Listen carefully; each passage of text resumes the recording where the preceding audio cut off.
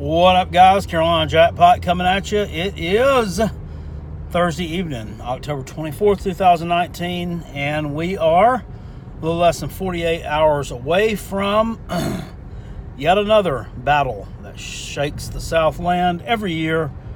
South Carolina Gamecocks go on the road this time to Knoxville, Tennessee to take on the Tennessee Vols at 4 p.m. on Saturday over on the SEC Network. Game I'm looking forward to for a lot of reasons. Number one, this is a chance to even our record back up again at 4-4. And this is a chance to win another game in the SEC, especially the SEC East, which is always good. Chance to get a little bit of a leg up on recruiting in the area. There's a whole lot of positives to this game. Now, there have not been a ton of Gamecock fans talking about playing Tennessee Vols this weekend. Okay, there just hasn't been a whole lot of them. I hope that same attitude isn't permeating our football team. I'm talking about the attitude of looking back. We're looking back. Every Gamecock fan I've come in contact with this week, and there's been a lot of them, and granted, I would discuss it too, but that's not going to be my main point of emphasis. How about that? How about them calls Saturday? What you think about that? We're playing Tennessee this weekend. Yeah, but what'd you think about the Bubba? Hey, come on, guys. I mean, let's move past that. Let us move past that, okay? Yes, the officiating was bad in Saturday's game. I get that. I understand that.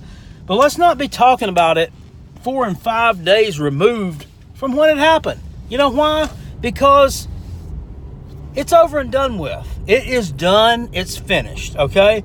The SEC Commissioner, Sankey, didn't issue no kind of real statement about it. It was just a blasé kind of response on it, pretty much telling Will Muschamp, suck it up. I mean, they're not doing anything about it, so it's done. It don't matter. I already told you on the video on Sunday, South Carolina would have lost that game anyway. If it had been called 50-50, straight down the middle, no bad calls on either side, the best officiating job ever done by a group of guys wearing black and white stripes ever known to man. And we would have still lost that game by 4 to 7 points because we just weren't as good of a team as Florida on Saturday. We're as good of a team as Florida anyway, okay?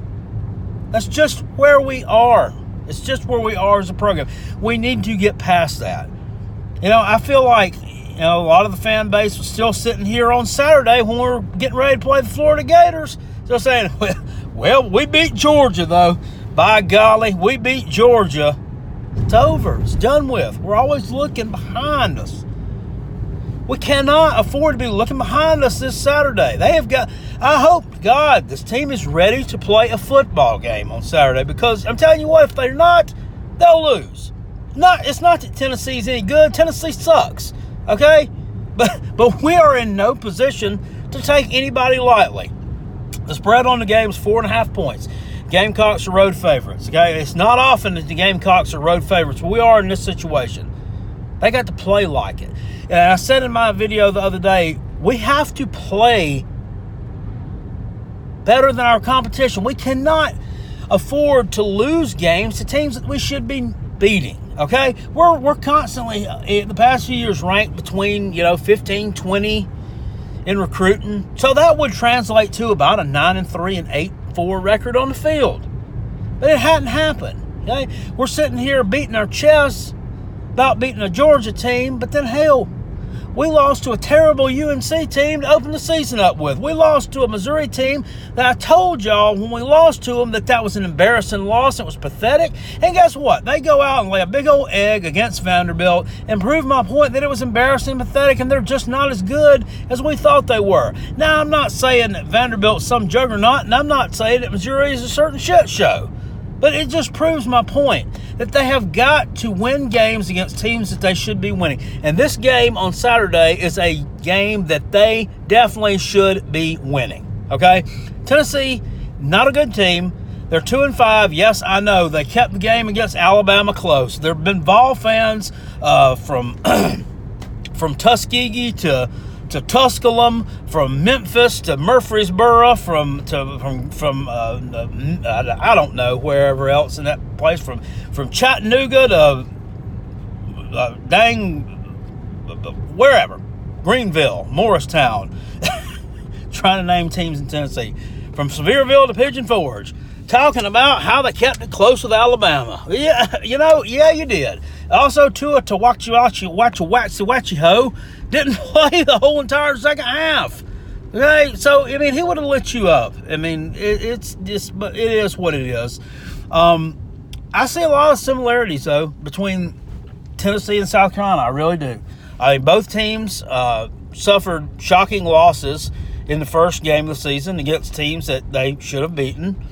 Both of them are coached by a Nick Saban disciple. Both coaches, I feel like, want to win running the ball and with good, solid, hard-nosed defense. And I think both head coaches are passionate. I think they're both really passionate guys. I don't think that Jeremy Pruitt is necessarily the smartest individual in the world, and I don't think that Will Muschamp's the best game day coach in the world. But I got to give it to them. They love what they do, and they'll let you know it. Now, I don't get the rigmarole with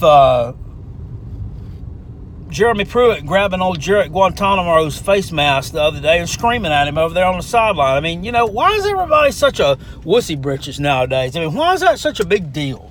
Okay, the idiot changed the play, and then he's hot dogging it, holding the ball out over the goal line. He gets knocked away. They take it back for a 100-yard score. Heck, that's a 14-point swing for his team. Yeah, he's going to get in your shit, son. I mean, good night. Why is that such a big deal that a coach would lose it over something like that on the sideline? I mean, I get it. They're probably all frustrated. Guarantano's probably frustrated. He lost his starting job to somebody else, and he's wanting to look good over there. And he's probably, hey, here's my chance to prove something to everybody, and he screws it up. And Jeremy Pruitt was well within his rights, in my opinion, as a head coach, to jump all over this dude's case for making a stupid play. Well within. But that being said, looking at them, on the offensive side of the ball, looks like Jarrett Guarantano is probably going to get the start on Saturday. The other quarterback, what's his name, Brian Marr, had a concussion in the game against Mississippi State. Re-aggravated the same thing against Alabama. I don't know if he'll be medically cleared to play against South Carolina or not, but, I don't know that he should be playing, even if he is medically cleared. Something like that needs a little while to clear up, I would think. And also, I would think this. I looked at his stats. The guy's thrown 2 touchdowns and 5 interceptions this year. Really, what dynamic does he bring to your team that you just can't do without? And I'm not trying to trash talk the Vols on that. I'm not trying to besmirch or bemoan or look down on you there, but I don't understand that. I don't understand it. Guarantano, they say, hasn't played very well this year. He's thrown like 4 picks. And then you have a redshirt freshman, his name JT Shrout, who hasn't hardly played at all. Your quarterback situation is definitely worse off than ours, and our situation is not that good either at South Carolina, to be honest with you. It's not that good. Got a couple of good wide receivers back, Juwan Jennings and Marquez Callaway. They could probably do some electric things with the ball if they could get somebody to get it to them. I'm just scared Saturday. I can see this Shrout kid going out there and playing a bunch and getting the ball to Jennings, who's a senior. He's been there forever, and I can just see him having a big day against South Carolina. For some reason, I can just see that happening. Your running backs, Ty Chandler and Tim Jordan, they're okay. They're serviceable. They ain't elite backs, but they're definitely not terrible either. Maybe a notch below Rico Dowdle and Tavian Feaster, but not far below. It sucks that Rico Dowdle won't be playing Saturday against the Vols. He has pushed himself this season. The new running back coach has really had an effect on him. So has Tavian Feaster's presence in the South Carolina Gamecocks running back room. So that stinks, but we got a deal, and we got to do what we can to win this game, because I'm promising you they will do everything in their power to win this game. Because at 2-5, they got to have this win. They've got to have it. They got games coming up against UAB, Vanderbilt, Missouri, and Kentucky. I mean, most of those are winnable for them. The Missouri game, I don't think is winnable. I just said I don't really see a whole lot in Missouri, but there's a history between them and Missouri. Missouri has just owned Tennessee of late. I mean, they just owned them. They have. And I don't see you winning that game. I don't know if it's either in Columbia, Missouri, or Knoxville. I'm not really sure, but I don't see you beating them. Kentucky's beatable. UAB is beatable, but I'm not sure that you do beat them, because I think they've lost like one game too. At this point, I would say that's about a toss-up. Vanderbilt is a team you should beat. You're better than Vanderbilt this year. I'm not sure you're going to beat them. And then you have South Carolina. South Carolina is definitely a better team than Tennessee. On the defensive side of the ball, they are. And offensively, they're much better. I mean, are they going to put it together Saturday, or they go up there and lay an egg? This is the kind of game where we shouldn't even be having this conversation. This shouldn't even be happening. But we are, because we have been that inconsistent this year. We have been that inconsistent. My motto is going to be just execute and win. Just execute and win the game on Saturday. Win the line of scrimmage battle. Win the battle for 50-50 balls. Defense, put the pressure on them. Put the pressure on them from the get-go, and they'll fold up. They'll fold up like an old cheap rusty accordion that comes from Goodwill. They're not going to be able to hang with you. The spread's 4.5 points right now. At this point, I'm calling for the Gamecocks to cover the spread in this game. I think we win by more than 4.5. I think it's a touchdown to a 14-point win. History would say that I shouldn't go that way, because these games have been so close. Even when we've had terrible teams, we've kept games with Tennessee close in the past. Excuse me. When Tennessee's had terrible teams and we've had average teams, they've kept it close. So, I should probably not go that way, but I'm still going to take the Gamecocks to cover the spread here. I think they're going to be focused after that loss against Florida. They know that they were this close to being able to flip that game and win that thing. And I don't think that they're going to give Tennessee a chance to get up off the mat after they put them down one time this Saturday. So that's my take on that one.